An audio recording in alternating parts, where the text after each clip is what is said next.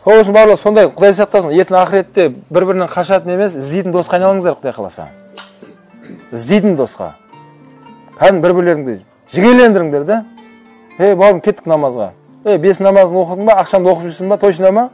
Таң намазы ұйықтап қалатқан жоқсың ба деп оятыңдар бір-бірлеріңді звондап. Құдай үшін да. Егер сөйтіп істеп жүрген болсыңдар, онда шын Алла үшін дос болсыңдар. Егер тек қана бір мансап үшін, дүние үшін, бір атақ үшін жүрген болса, онда араласпай қойыңдар жігіттер, ашық айтайын. Бір-бірің араласпаңдар. Ондай достар ертең қияметте Алланың алдында жаға жыртысып қырылысады Алланың алдында дейді. Оңбаға, мен саған ерем деп наша шегіп кеттім, оңбағансың сен. Саған ерем деп карта ойнап кеткен, білесің ба? Сен себепті қатымен айырылысып кеткен мен. Деп олар бір-бірін балағатта боқтайды дейді аятта.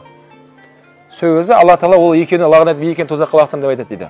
Сонда достардың шаруасы сонымен аяқталды.